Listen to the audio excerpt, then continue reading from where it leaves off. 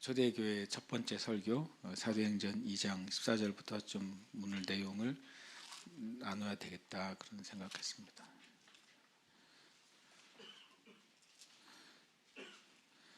사도행전 2장 14절부터 이 초대교회 제가 첫 번째 설교라고 이제 이름 붙인 설교는 지난번 디모데 리트리트 때 한번 나눴는데 나눈 것도 있고 또 안 나눈 것도 있고 뭐 어디까지 나누는지도 모르겠어요. 그래서 같이 말씀 한 번 더 보고 싶습니다. 한번 순서대로 조금씩 읽으면서 나누겠는데요.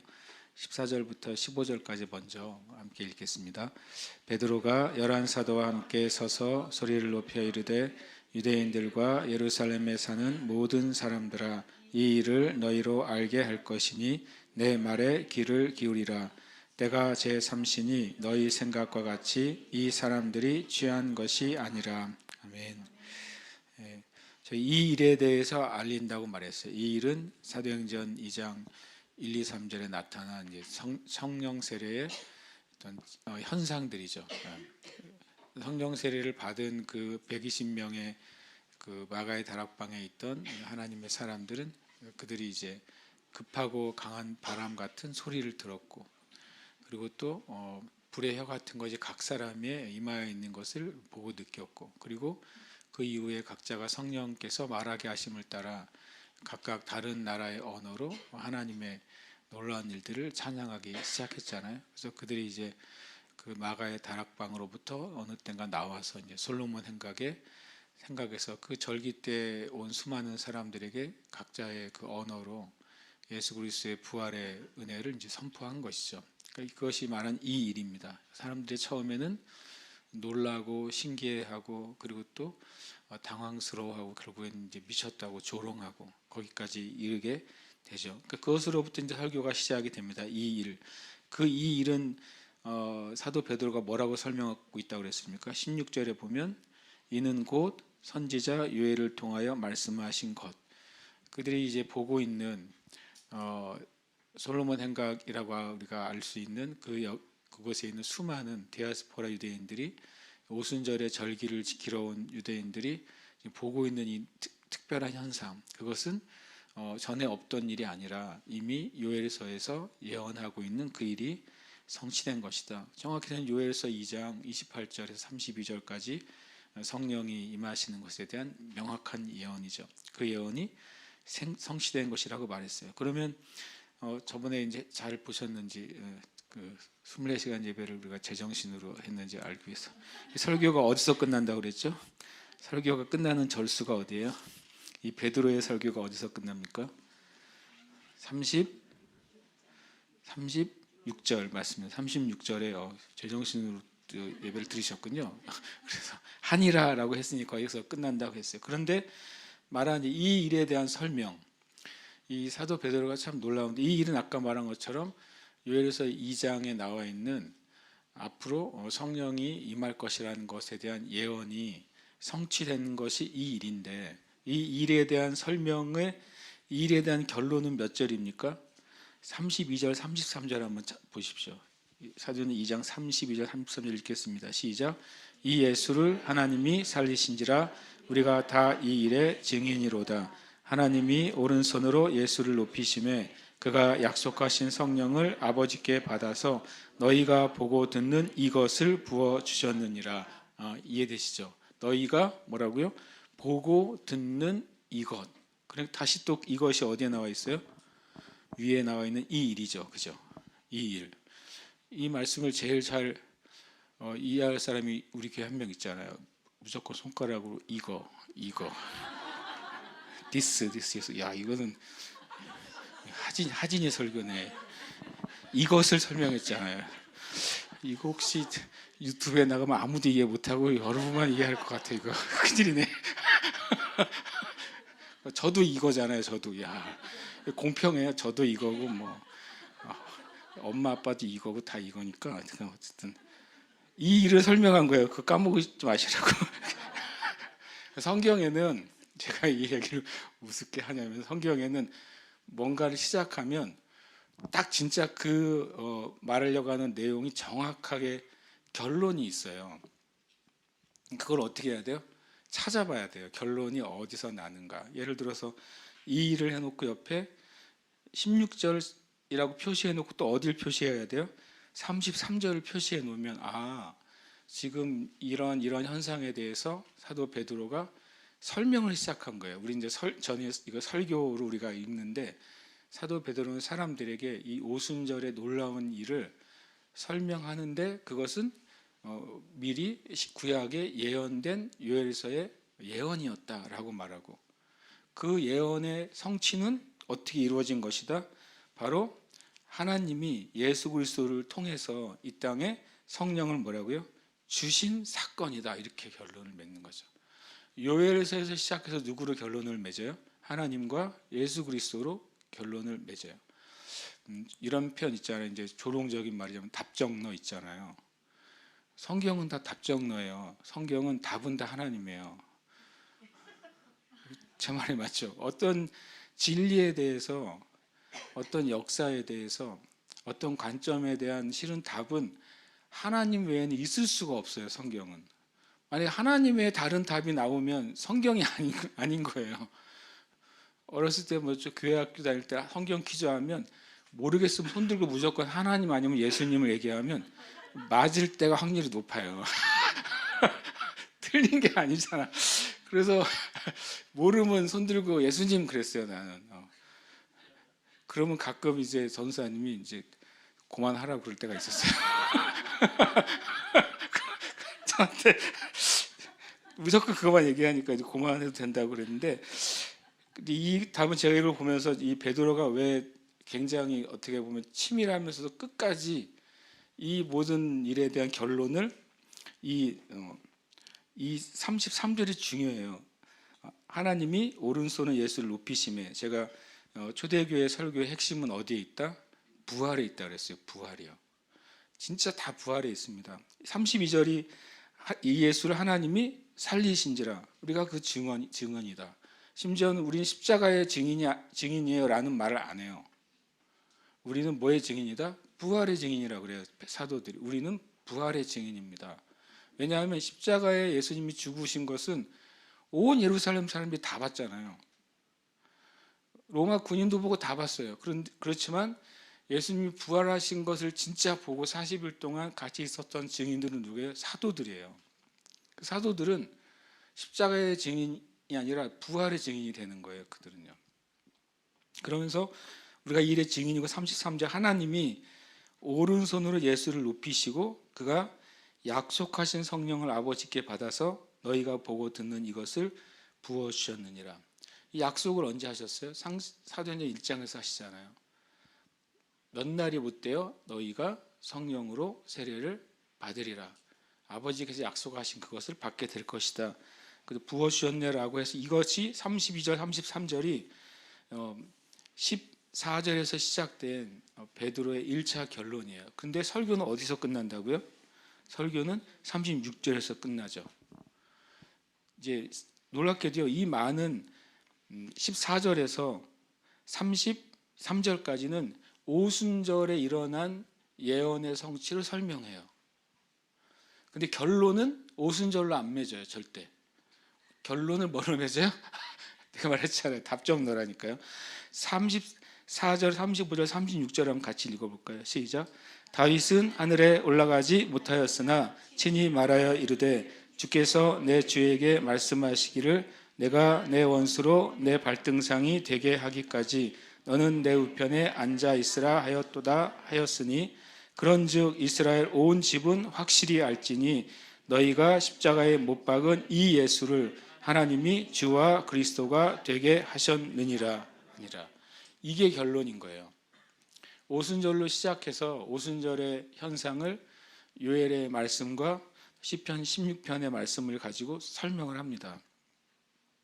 이제 결론은 뭘로 맺냐면 시편 110편을 얘기하면서 결국엔 바로 이 오순절의 사건은 예수 그리스도가 죽으셨다가 부활하셔서 주와 그리스도가 되게 하신 것에 대한 결과라는 거예요.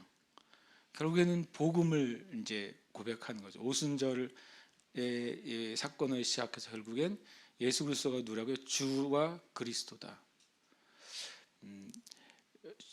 이스라엘 유대인들에게는 주는 누구예요? 아도나이. 아도나이는 야훼 하나님 한 분이잖아요. 구약 전체에 야훼라는 이름을 나올 때마다, 여호와라는 이름이 나올 때마다 유대인들은 그 말을 함부로 내 이름을 망령 때 일컫지 말라라고 한 십계명의 말씀 때문에 함부로 야훼의 이름을 부르지 못하니까 써놓고는 여호와라고 써놓고 읽을 땐 뭐라고 읽는다고요? 아도나이라고 읽었어요. 그러니까 이 유대인들 얼마나 그 이름이 두려웠는지, 잘못 말했다가 십계명을 어기고 십계명을 어겼다가는 주님께 심판을 받을까 두려워가지고 하나님이라고 적어놓고 부를 때는 주님 아도나이라고 불렀단 말이죠. 그러니까 구약에서는 하나님을 부를 때 다 아도나이인 거예요. 다 주님이었어요. 그리고 그 주이신 야훼 하나님이 이스라엘 백성을 구원할 누가 올 거라고요? 메시아가 올 거라고 선지자들을 통해서 계속 예언했단 말이에요. 끊임없이 메시아가 올 것이다 라고 예언했어요. 그런데 베드로는 그 주 하나님이 주이신데 예수님도 뭐라고요? 바로 주님이다라고 선포한 거예요. 그 말은 예수님은 누구란 소리예요? 하나님이라는 얘기를 하는 거예요.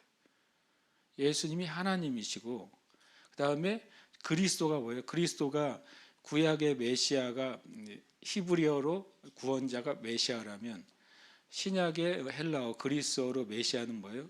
그리스도거든요.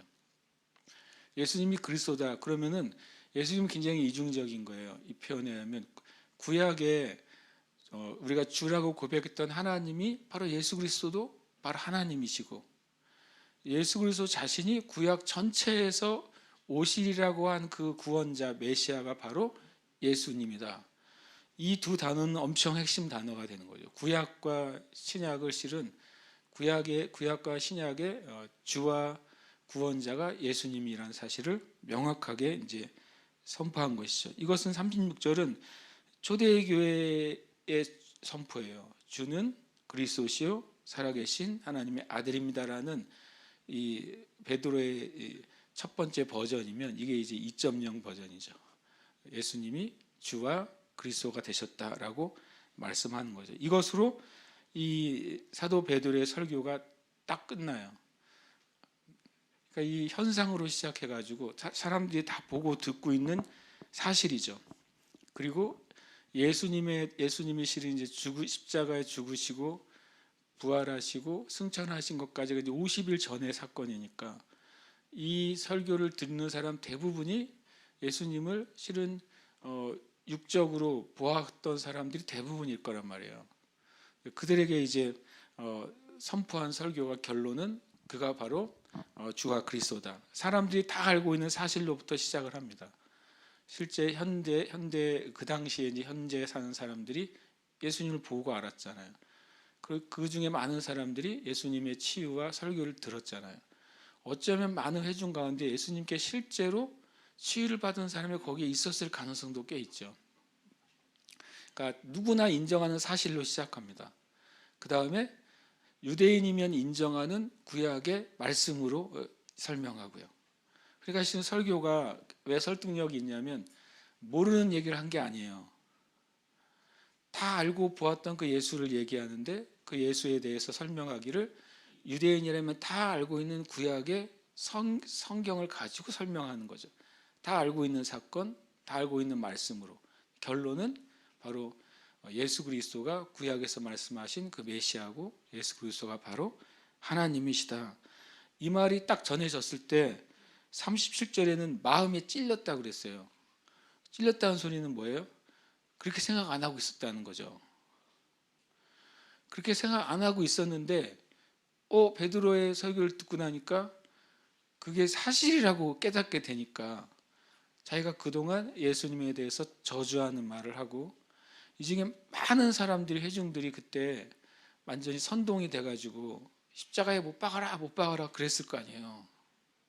그러니까 그게 성령님이 그 사실을 탁 찌르신 거예요. 난 예수를 설마 예수님이 그리스도야? 그러진 않았을 거야 라고 생각했던 사람들에게 이 설교가 그 핵심을 얘기하니까 그들의 영이 찔리고 자신들이 이제 두려워진 것이죠. 아, 내가 정말 구약에 예언된 유대인들이 그렇게 갈망하고 갈망했던 메시아이신 예수님이 오셨는데 내가 그를 바알세불이 지폈다고 하는 종교 지도자들의 말에 현혹되고 그리고 정치 지도자들에 의해서 예수님을 십자가에 못 박으라고 하는 그 말에 내가 동조하고 그래서 결국엔 자신들이 보는 앞에서 그 예수님이 비참하게 그리고 모든 수치를 겪으면서 그렇게 피 흘리고 죽은 것을 봤잖아요.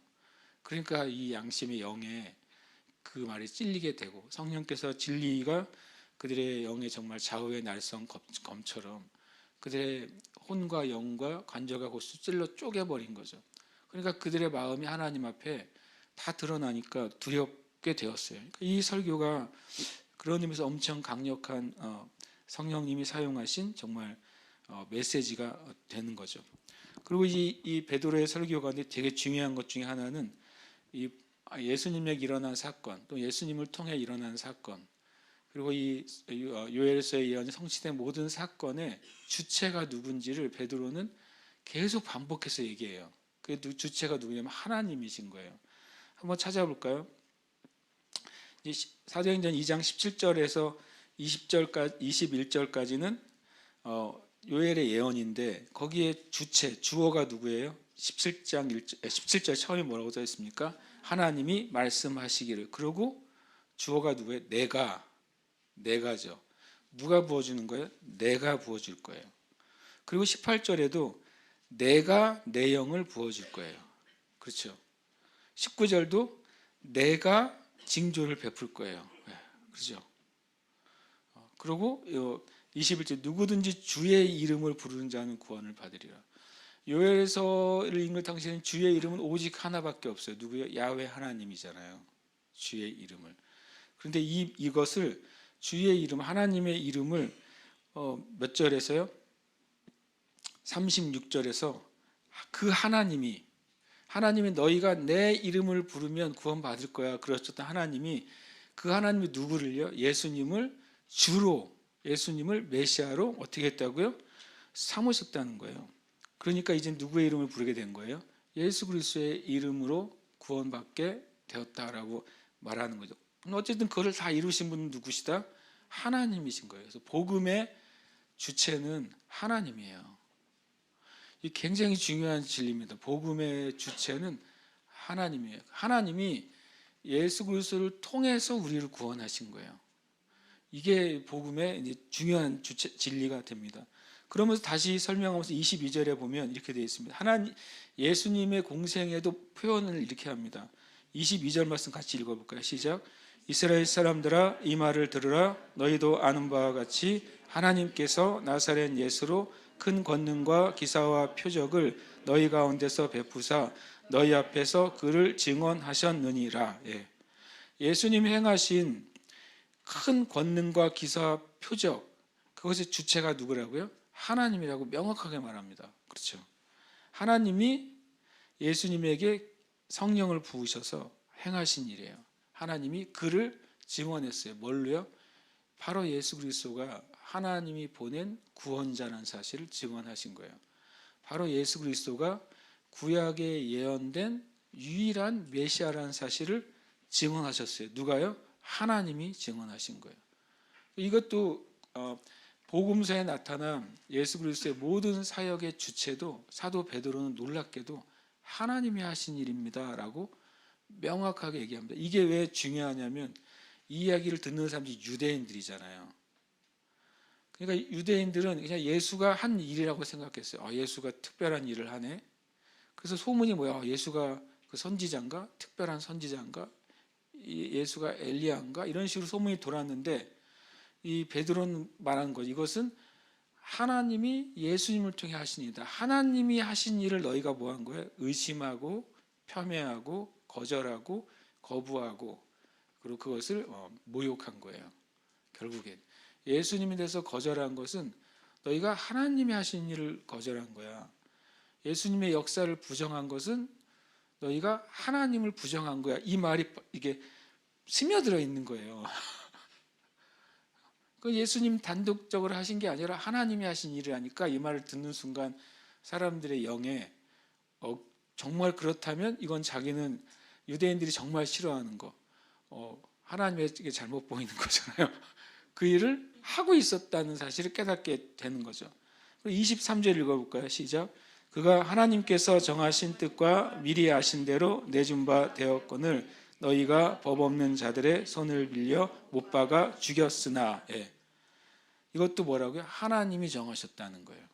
십자가와 그 부활의 역사도 우연히 일어난 사건이 아니라 하나님이 정하시고 미리 하신 대로 이루어진 사건이다. 명확하게 말합니다. 십자가와 부활의 사건도 바로 하나님이 주체가 되셨다고 말씀하는 거죠. 24절 읽겠습니다. 시작. 하나님께서 그를 사망의 고통에서 풀어 살리셨으니 이는 그가 사망에 매여 있을 수 없었습니다. 아멘. 십자가도 하나님이 주체시라면 예수님의 공생에도 하나님이 주체이시고 십자가도 하나님의 주체이시라면 뭐도 하나님의 주체이셔야 돼요? 부활도요. 당연한 말인데 당연하게 썼어요. 우리는 써 있는 걸 읽지만 사도 베드로는 당연하게 얘기한 거예요. 하나님이 하신 것이다. 공생에도 하나님이 하신 것, 십자가도 하나님의 뜻, 부활도 하나님이 행하신 놀라운 권능이다라고 말합니다. 그가 사명에 매여 있을 수 없는 이유는 뭐예요? 사명에 매여 있으면 하나님의 구원 계획이 완성이 안 되는 거예요. 예수님이 사명에 매여 있으면 예수님이 십자가에 죽으신 십자가의 공로와 속죄의 공로가 완성이 안 되는 거예요. 그래서 사명에 매여 있을 수는 없는 거예요, 절대로. 그래서 그것을 하나님이 살리셨다. 고통에서 풀어 살리셨다라고 분명하게 선포를 합니다. 그러니까 이것이 명확한 복음에 대한 하나님의 주체라고 하는 사실을 말씀하고 있습니다. 그래서 이것은 굉장히 중요합니다. 왜 중요하냐면 최초의 설교라니까요. 초대교회 최초의 설교에서 복음의 진리를 얘기할 때 하나님의 복음에 대해서 명확하게 얘기합니다. 그러면서 예수님의 부활 사건을 그것도 이제 어쩌고 일어난 사건이 아니라 바로 구약에 예언된 사건이라고 말하는 것이죠. 25절에서 28절까지 함께 읽겠습니다. 다윗이 그를 가리켜 이르되 내가 항상 내 앞에 계신 주를 배웠으며 나로 요동하지 않게 하기 위하여 그가 내 우편에 계시도다.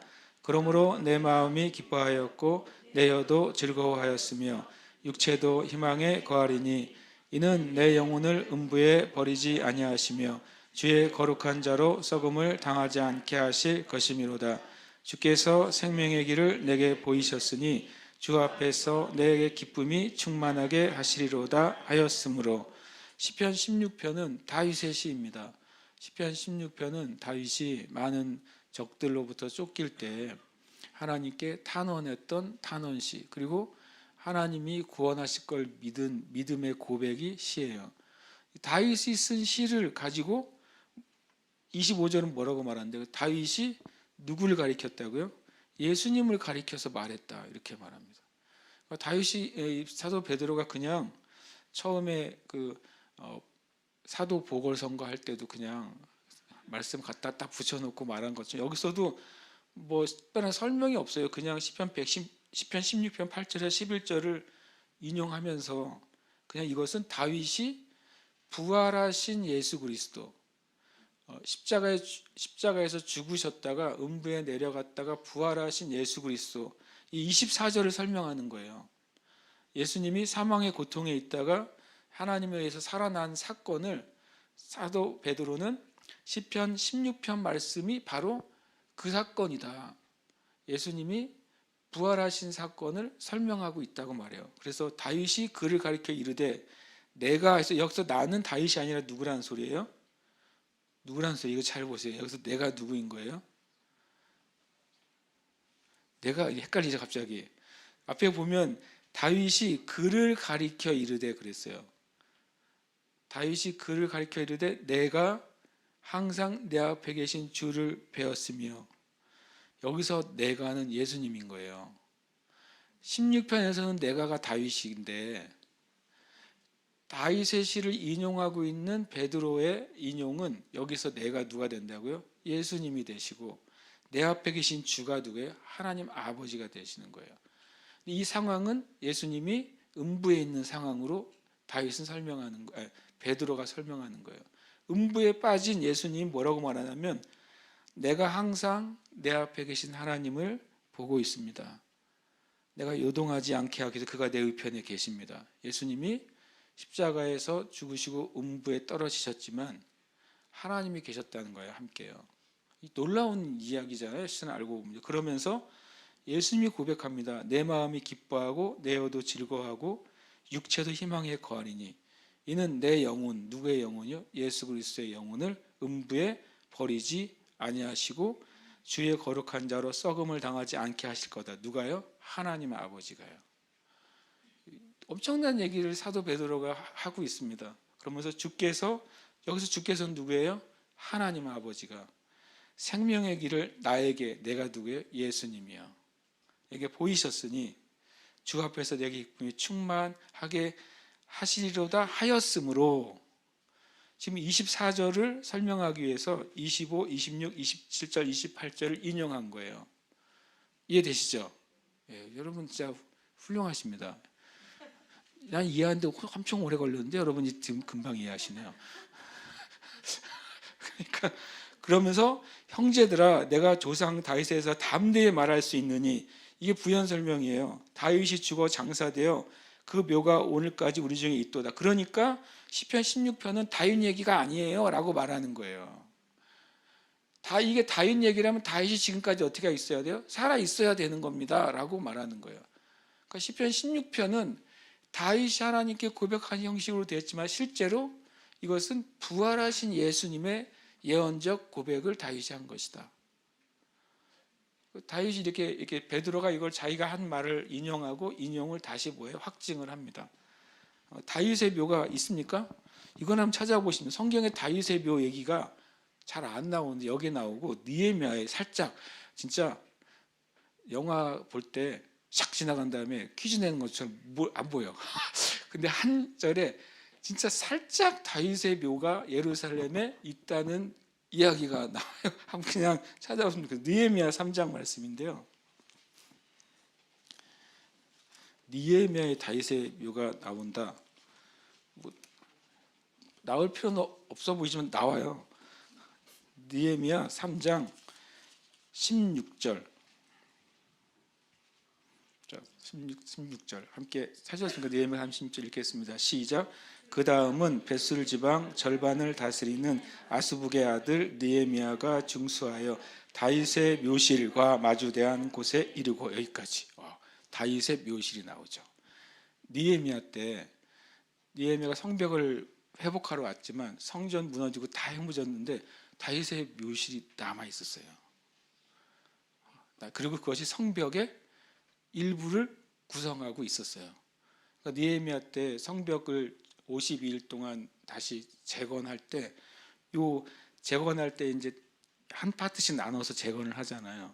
그때 느헤미야서의 느헤미야 말고 아스북의 아들 느헤미야라는 사람이 다윗의 묘실과 마주한 거기까지 중수했다, 이렇게 나와 있습니다. 그리고 또 파서 만든 못을 지나 용사의 집까지 이르렀다. 그래서 느헤미야 3장은 되게 중요한 기록이 됩니다. 이걸 가만히 연구하면 느헤미야 시대에 이스라엘 예루살렘의 상황, 요즘 하면은 고고학적인 상황, 당시 유적지의 상황을 이렇게 살펴볼 수 있는 역사 자료가 돼요. 이 장이요. 그래서 그것을 이제 실은 고고학자들이 살펴보죠. 그래서 지금의 지형과 비교해보고 맞춰가지고 뭐가 발견되면 이거는 여기에 있는 그 부분의 일부인가 보다라고 퍼즐을 맞출 수 있는 말씀 중 하나가 느헤미야서예요. 그런 면에 있어서 굉장히 그분들에게 엄청 흥미롭죠. 우리는 뭐 그런가 보다 이렇게 지나갔는데 그러니까 이 베드로가 말하는 거예요. 그 묘가 우리 중에 있다. 예루살렘 사람아 너희들 보고 있지 않느냐. 현재 가면 다윗의 가묘만 있죠. 다윗은 없고 다윗의 가묘를 그대로 본뜨러 놓은 다윗의 가짜 묘가 있어요. 다윗의 가묘 가면 유대인들이 와가지고 그냥 엄청 흔들면서 계속 토라를 읽어요. 거기 엄청 성스러운 장소여가지고 엄청 앞뒤로 왜 흔드냐고 물어봤더니 아시죠? 왜 흔드는 줄 아세요? 하나님 앞에 두려워 떨자다 그래서 계속 흔들고요. 또 하나는 또 왜 하나님 앞에 항상 그 불을 하나님 앞에 제단에 불을 끄지 말라고 그러잖아요. 그래서 이게 초가 흔들리는 모양도 이렇게 흔들린다고도 얘기하더라고요. 그래서 뭐가 진실인지 모르겠어요. 두려워 떨어서 흔드는 건지 자기가 주님 앞에 켜 있는 초가 돼서 흔드는 건지 모르겠지만 진짜 흔드는 건 사실이에요. 막 앞뒤로 엄청 흔들면서 그냥 안 들. 요즘 수험생들 그러면 좀 야 정신없다 그럴 것 같을 정도로 근데 그렇게 흔들면서 읽으면 외워지나? 그건 안 해봤어요. 그 사람 잘 외우니까. 그래서 요것을 이제 그 묘가 오늘까지 우리 중에 있도다. 그러면서 거봐 다윗이 시편 16편을 쓴 것은 자신을 위한 게 아니라 부활하신 예수 그리스도에 대한 예언적 계시를 적은 것이고 그러면서 30절에 그는 선지자라. 다윗을 뭐라고 말합니까? 선지자라고 곧장 얘기합니다. 우리 조상 다윗인데 그는 바로 선지자다라고 말합니다. 하나님이 이미 맹세하사 그 자손 중에서 한 사람을 그 위에 앉게 하리라. 여러분 나중에 관주를 찾아보시면 사무엘하 7장 12절이나 시편 132편 11절이 나오는데 그것은 둘 다 묘하게도 그 시편과 사무엘하 내용 안에는 그 자손 중에 그러니까 그가 다윗이야. 그 다윗의 자손 중에서 한 사람을 그 위에 앉게 하리라. 이것은 누구에 대한 예언이냐면 다 솔로몬에 대한 예언이에요. 사무엘하의 문맥 안에서는 솔로몬에 대한 예언이고 시편 132편 11절에 대한 메시지도 솔로몬에 대한 예언입니다. 다윗이 아들이 13명이가 있었잖아요. 그중에 서로 왕위를 얻으려고 엄청 대한민국 조선시대 똑같죠. 조선왕조나 이 아들을 많이 생기면 후궁 빈 생기면 그 아들들이 언제 위에 있는 서열들 다 지워버리고 지가 데리고 싶어 하잖아요.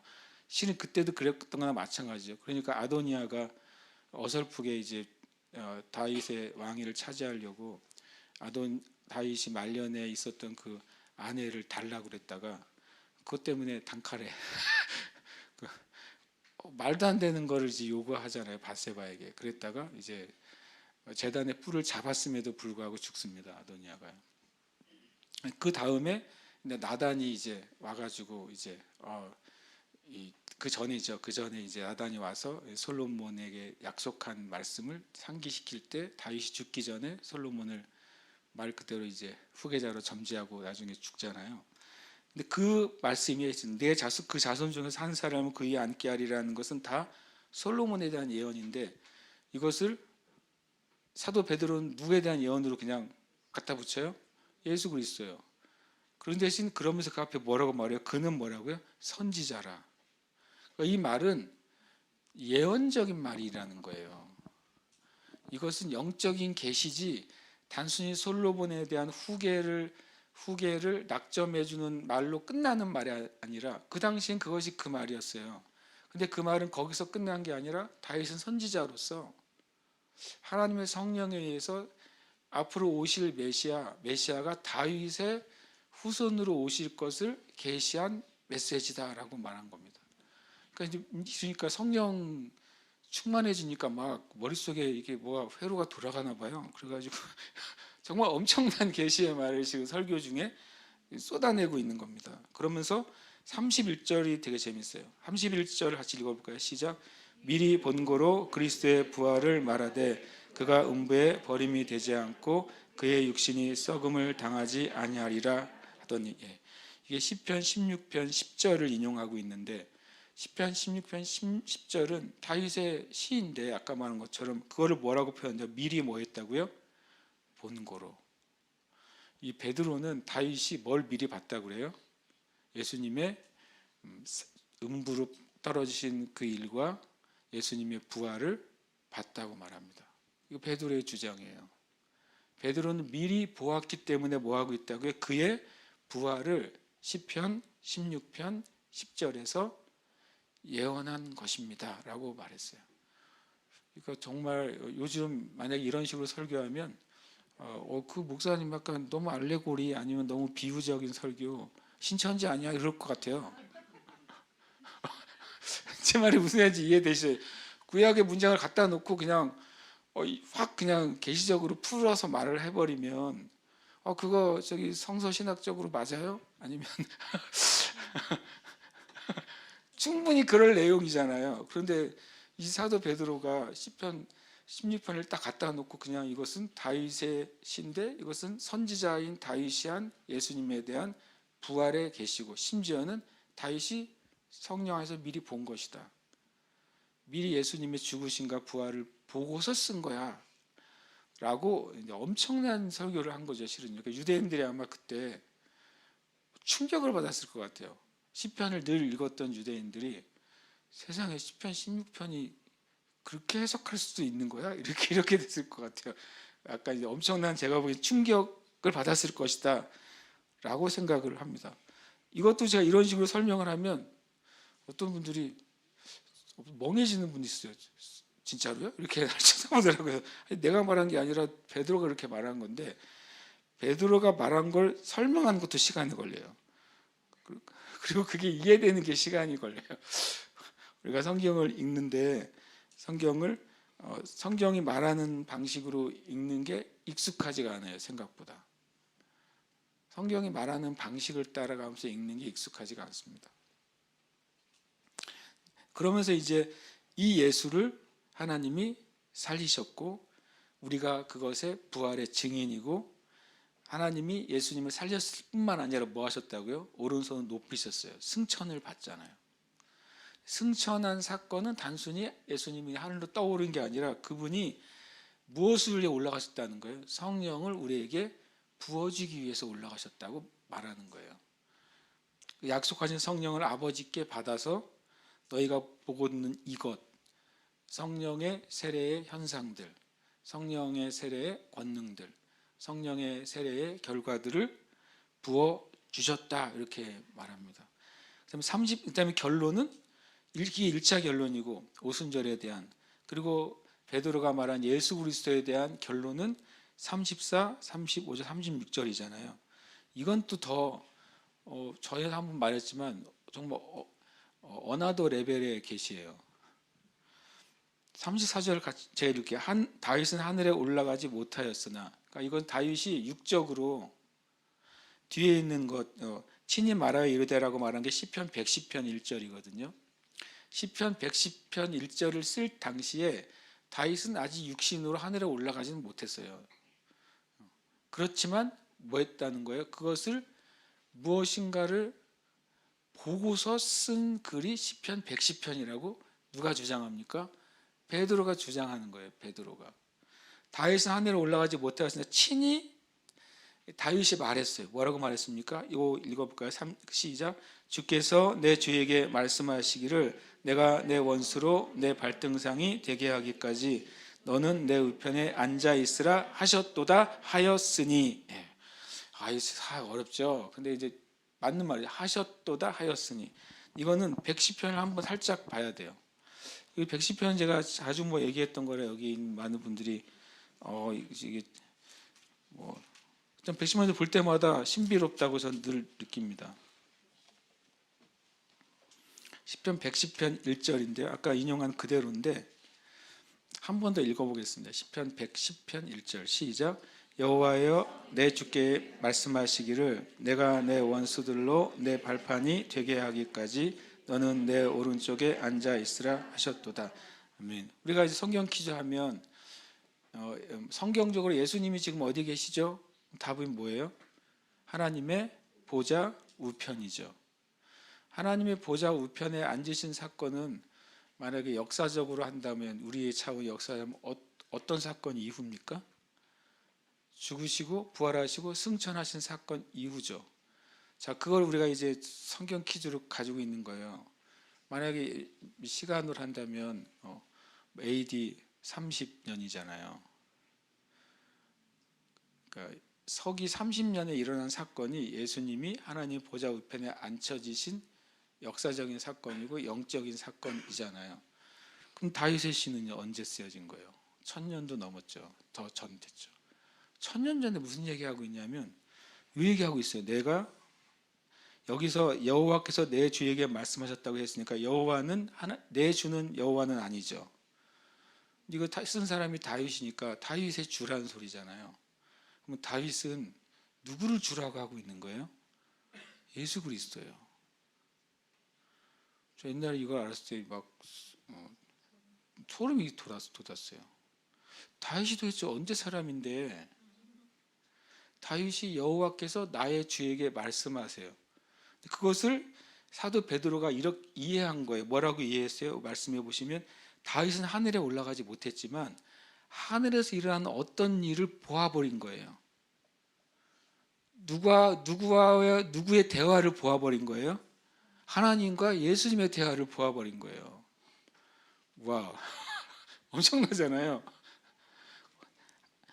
여호와께서 내 주 예수 그리스도에게 말씀하셨는데 이제 하나님이 예수님께 한 말이에요. 내가 너의 원수들로 너의 발판이 되게 하기까지 너는 내 오른쪽에 앉아 있으라. 주님이 예수님과 이제 구원 계획을 서로 나누신 거죠. 그리고 예수님 성경에 보면 히브리서에 보면 하나님의 구원 계획에 예수님이 죽기까지 뭐 했다고요? 복종했다고 그랬어요. 죽기까지. 하나님의 구원의 역사에 자기의 삶을 들여 죽기까지 순종해서 그것이 이루어졌다고 말했어요. 실은 다윗은 그것을 본 것입니다. 이 예수님이 하나님 보좌 우편에 앉게 된 사건은 죽으시고 부활하시고 승천하시면서 이루어진 사건이니까 엄청난 계시죠. 그래서 다윗은 진짜 엄청난 계시를 보고 경험했던 분이에요. 이사야나 에레미야, 에스겔 이상으로요. 엄청난 계시를 그가 본 것이죠. 그러니까 마귀가 얼마나 다윗을 무너뜨리려고 또 죽이려고 다윗의 생애 가운데 얼마나 공격했을까 하는 생각이 들어요. 너무 계시가 많이 풀어졌기 때문에 그 계시는 주로 시편에서 풀어져 있습니다. 다윗이 등장했던 사무엘상하, 역대상하에 그런 계시는 안 나와요. 하나도. 거기에는 그냥 싸우고 죽이고 도망가고 사건 저지르고 이런 거밖에 안 나와요. 그런데 시편에는 그게 나오는 거예요. 시편에는, 다윗의 시에는. 그러면서 2절에 보면 여호와께서 시온에서부터 주의 권능의 귤을 내보내시리니 저는 원수들 중에 다스리소서. 시온에서부터 그 구원의 역사가 시작될 것을 말씀하시는 겁니다. 예루살렘으로부터 그것이 시작됩니다. 그리고 3절은 뭡니까? 주의 권능의 날에 요엘서나 또는 이제 후기 그 선지서들에 나와 있는 주님의 권능의 날은 우리에게 어떤 날이에요? 재림의 날이잖아요. 그럼 다윗이 뭘 본 거예요 지금? 재림 전에 일어날 사건을 본 거죠. 뭐라고 되냐면 주의 권능의 날에 주의 백성이 거룩한 옷을 입고 즐거이 헌신한다고 그걸 보고 있는 거예요. 헌신하고 있는 걸. 이 말씀에 의하면 마지막 때 주님의 권능의 날 때에 놀라운 청년 세대들이 즐거이 헌신하고 권능을 입고 새벽 이슬과 같은 주의 청들이 나오는 것을 다윗이 뭐예요? 하늘에 올라가지 못했으나 보았다는 거예요. 그러니까 이 시편 110편은 제가 말했지만 어나더 레벨의 계시예요. 단순히 앞으로 무슨 일이 있을 거예요. 아니면 하나님 이런 일 행하실 거예요. 이런 이제 그런 식의 예언이나 계시하고 완전 다른 차원의 그냥 하나님의 세계. 성경적으로 보면 사도 바울이 말한 것처럼 삼층천에 보고 들은 것을 사람의 말로 다 할 수 없는 걸 봤잖아요. 그것을 본 사람 중에 한 명이 저는 다윗이라고 생각해요. 그 하나님의 시간대에서는 과거, 현재, 미래가 없잖아요. 하나님의 보좌 앞에서 예수 그리스도의 구원의 역사를 보고 마지막 때 그 주님의 권능의 날이 임할 때 놀라운 부흥의 세대가 일어나는 것을 다윗은 봤어요. 그러니까 마지막 말을 하는 거예요. 6절에 보면 문 나라를 심판하여 시체로 가득하게 하시고 여러 나의 머리를 쳐서 깨뜨리시며 길가의 시냇물을 마심으로 그의 머리를 드시리로다. 마지막 영원한 죄와 악과 사단의 파멸과 심판을 선포하잖아요. 그걸 봐버렸으니까 마지막 때에 하나님이 이루실 놀라운 주의 권능의 날을 다윗이 본 것이죠. 그것을 베드로가 어떻게 이해했을까? 난 베드로가 설명해줘서 이해하는 거예요. 베드로가 설명해주고 있으니까 다윗이 이렇게 말했구나라는 걸 제가 이해하게 됐는데 비로소 그러면서 이것을 설명하고 36절에 그런즉 이스라엘 온 집은 확실히 알아라. 너희가 십자가에 못 박은 이 예수를 하나님이 주와 그리스도가 되게 하셨느니라. 부활이 중심인 거예요. 부활이 복음의 중심이고 하나님의 사랑과 하나님의 구원이 복음의 중심인 거예요. 하나님의 사랑과 구원이 예수 그리스도를 통해서 100% 나타난 거죠. 하나님의 권능이 예수님을 통해 100% 나타난 거예요. 하나님의 계획이 예수님을 통해 100% 성취된 사건, 그것이 복음이고 구원의 역사다라고 말씀하고 있습니다. 그러니까 이것을 통해서 이 첫 번째 초대교회 첫 설교를 통해 이 말을 듣는 사람들이 형제들아 우리가 어찌할꼬라고 베드로에게 나오고, 베드로가 요즘은 이제 그 영적 기도를 하잖아요. 영적 기도 단계잖아요, 이거는. 예수님 복음 전한 다음에 예수 그리스도 믿으시겠습니까? 했을 때 나 믿고 싶어 했을 때 영적 기도와 같은 내용이 뭡니까? 너희가 회개하여 각각 예수 그리스도의 이름으로 세례를 받고. 이 회개는 개인적인 회심이죠. 개인적인 고백이고 개인적으로 주님께 나아오는 거예요. 세례는 뭡니까? 공동체적으로 공개적으로 커밍아웃 하는 거예요. 나는 이제 예수님 믿는 사람이야 라고 커밍아웃 하는 거죠. 나는 이제 하나님의 자녀입니다 라고 공개적으로 커밍아웃 하는 게 실은 물세례입니다. 물세례가 효력이 있는 게 아니라 물세례는 나는 이제 그리스도인이라고 하는 공개적인 사회적인 그런 나의 고백이기 때문에 이건 되게 정말 중요한 과정이에요. 믿음의 회개가 믿음의 고백과 우리의 내적인 거듭남과 구원을 받는 거라면 이 세례는 하나님의 공동체 안에 자신을 드러내는 거죠.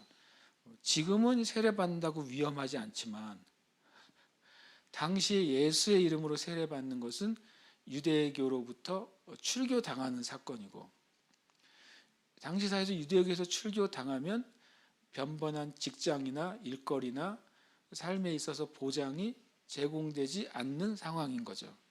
그 고백은 굉장히 큰 고백인 거예요. 내가 예수 믿습니다라는 고백은 예수님 당시에는 큰 고백이고, 이후에 1세기 이후에도 예수 믿는다는 고백은 로마의 박해에 대해서 내가 준비됐습니다, 이 고백인 거죠. 그래서 초대교회 한 300년간은 이 세례를 처음에는 다 줬어요. 1세기에는 예수 믿으면 빌립이 지나가던 내시도 주잖아요. 그냥 예수 믿어 그러면 잠깐 내십시다 해가지고 주잖아요. 성경에 써 있잖아요. 물 웅덩이가 있으니까 내가 예수님을 세례받는데 뭐가 거리낌이 있겠느냐. 빌립이 물어봅니다. 네가 정말 예수님이 누구냐고 고백하냐니까 주는 그리스도라는 고백을 합니다. 나나주에 보면 거기서 세례를 베풀고 하나님이 빌립을 갑자기 데려가시잖아요. 그래서 그 내시가 이제 신앙의 사람이 되고 또 이디오피아에 복음이 전해진 통로가 되잖아요. 근데 1세기 이후에는 달라졌어요. 이제는요. 아무나 이 사람이 진짜 예수 믿는 사람인지 아닌지가 확실하지가 않아. 그리고 더 그 뒤에 또 이제 콘스탄틴 황제에 의해서 313년인가요? 이제 기독교 공인된 이후에는 더 확실하지 않아요. 그냥 콘스탄틴 그 황제 때는요. 그 뒤에는 로마가 이제 기독교를 공인하면서부터 교회에 들어오는 게 출세 수단이 됐어요. 그러니까 황제가 크리스찬이 되니까 그 라인에 안 쓰면은 그 공직 출마가 어려운 거예요. 만약 어떤 사람은 정말 신심을 가지고 나는 만이교회요 주장하면 너는 탈락. 그러니까 신앙이 없는 사람도 다 기독교를 개종했습니다. 전부. 그러면서 기독교가 타락한 거예요. 기독교가 타락해서 기독교가 타락했다는 개념도 있지만 사람들이 로마라는 사회에서 출세의 수단, 자기가 일반적인 삶을 살기 위한 수단으로 다 기독교를 개종했기 때문에 믿음의 농도가 확 낮아져 버린 거예요. 그냥 평균 농도가 낮아진 거죠. 그러면서 로마 시대의 기독교가 타락의 길을 걷고 캐톨릭이 그 타락을 딱 바쳤죠. 그렇게 돼버렸어요. 그러니까 그때 그 초대교회 300년간은 진짜 믿음을 알려면 진짜 신앙 고백을 해야 되잖아요. 세례가 신앙 고백이니까 공개적인 세례 받으려면 세례 교육 기간이 군대 갔다 와야 돼요. 3년이었어요. 3년. 세례 카테큐메나테라고 해요. 세례 교육 과정을 3년. 그래서 옆에 이 사람이 3년 동안 신앙생활을 잘하는지 감시자가 하나 붙어요. 요즘의 은혜로운 표현으로는 바나바 사역이죠. 바나바 사역이 그냥 새신자들 교회 정착하는 사역이 아니라 옛날로는 먼저 믿은 그리스도인이 한 명이 예수 믿겠다 그러면 딱 붙어서 이 사람의 신앙생활, 우리 회식을 하면 비아이라 7번 하고 있는가 뭐 이런 거 잘하고 있는 3년 동안 믿음의 삶을 잘 사는지를 체크를 해서 그 쉽게 말하면 슈퍼바이저죠. 이 사람은 진짜 생명을 걸고 복음을 지킬 수 있는 사람이라고 교회에 확인을 해주면 그럼 온 성도들이 그 사람을 축복하면서 세례를 받았어요. 그리고 세례를 받고 올라오면 흰 옷을 입혀줬어요. 계시록에 나오는 흰 옷 있잖아요. 흰 옷을 입혀주고 주님을 위해 생명을 드린 사람이라는 증거죠. 그리고 본인도 그렇게 세례 받은 사람은 그 3세기 안에 있었던 그리스도인들은 내가 세례 받았기 때문에 오늘이라도 나는 로마의 법정에 끌려가서 죽을 수도 있는 그런 리스트가 됐다는 사실을 인식을 했어요. 스스로를. 그러니까 세례가 엄청 큰 거죠. 이 베드로가 요구한 세례, 예수 그리스도로 회개하고 예수 믿고 세례를 받고 제사함을 받으라. 그러면 성령의 선물을 받으리니, 성령의 선물 밑에 보면 성령을 선물로 받으리니라고 되어 있잖아요. 성령의 선물을 받는 것과 성령을 선물로 받는 것은 한 문장 안에 다중적인 의미를 가지고 있습니다. 여러분 성경부터 보면 난하주에 보면 조그맣게 성령을 선물로라고 되어 있습니다. 그렇게 되어 있어요. 모든 정상적인 성경에는요. 그러니까 성령의 세례가 임할 때 성령의 선물도 임하는 겁니다. 그럼 성경적으로 보면 누군가가 거듭나고 성령의 세례가 임할 때 성령의 선물도 받는 거라면 그럼 모든 예수 믿는 사람들의 성령의 선물인 은사가 드러나야 되지 않나요? 근데 왜 그럴까요? 성경은 분명히 예수님을 믿고 고백할 때 죄사함 받죠. 그리고 성령의 임재가 있잖아요. 성령의 세례가 있어요. 그럼 모든 사람은 성경적으로는 성령이 임하실 때 로마서 5장 5절에 의하면 하나님의 사랑도 부어지고 성령이 임하실 때 이 말씀에 의하면 성령의 은사도 부어져요. 근데 왜 사랑도 잘 안 나타날 때가 있고 그런데 왜 하나님의 은사가 잘 나타나지 않을까요? 그래서 고린도전서 12장 1절에 이렇게 돼 있어요. 너희가 신령한 것에 대해서 알지 못하기를 내가 원하지 아니하노라. 엄청 어렵게 적어놨어요. 한글 성경은 신령한 것이라고 되어 있는데 영어 성경은 spiritual gift라고 되어 있어요. 은사에 대해서 너희가 알지 못하기를 내가 원하지 아니하노라. 그리고 뒤에 뭐라고 되어 있습니까? 더욱 큰 은사를 사모하라. 12장 맨 끝절에 더욱 큰 은사를 사모하라. 내가 너희에게 가장 좋은 길을 보이리라. 사랑은 오래 참고. 사랑은 은사가 아니다. 사랑은 은사가 온전하게 나타나는 길이에요. 사랑의 은사는 없어요. 사랑이 없다니까. 사랑의 은사는 존재하지 않습니다. 왜냐하면 사랑은 모든 믿는 자에게 부어진 것이지 예수 믿는 사람 중에 몇 명만 얘가 좀 괜찮은데 하고 사랑의 은사를 주는 게 아니에요. 사랑의 은사는 존재하지가 않나요. 누가 사랑의 은사를 구하더라고요. 그래서 왜 구하세요? 그래서 없는 걸 구하니까 존재하지 않는 은사를 구하는 거죠. 그러니까 만약 왜 은사가 안 나타나면 하나님의 선물에 대해서 성령의 선물의 은사에 대해서 가르침을 받지 못하기 때문이에요. 우리에게 부어졌지만 그 우리에게 부어진 은사가 어떤 것인지 그 은사가 어떻게 드러나야 되는지 그 은사가 어떻게 훈련돼야 되는지 이것에 대해서 가르침을 교회가 하지 않으니까 우리에게 주어도 못 사용하는 거예요. 여러분한테 만약에 총을 한 번도 보지 못한 사람한테 소총을 한번 주고서 쏴보라 그러세요. 못 쏩니다. 총알이 들어있어도 못 쏩니다. 기본적인 작동법을 배우지 못하면 못 쏘는 거예요. 하나님 우리에게 주셨는데 성경 안에 있는 성경이 설명서잖아요. 일종의 사용 설명서. 하나님에 관계된 모든 것의 사용 설명서인데 그거를 교회가 안 가르치니까, 교회가 그 메시지가 멈춰지니까, 교회 안에 그게 점점점 식어져서 멈춰지고 나중에는 뭐라고 말합니까? 그거 없다고 말하는 거죠. 대부분 이 하나님의 일에 대해서 아니다 없다고 말하는 사람은 대부분의 100% 하나님에 대한 성경적인 지식이 없어요. 아니라고 말하려면 성경에서 아니라고 하는 말씀을 찾아야 돼요. 만약에 이 일은 이제 더 이상 일어나지 않아요 라고 말하려면 성경에서 더 이상 일어나지 않을 거라고 하는 말씀을 알고 있어야 일어나지 않습니다라고 말할 수 있는 거죠.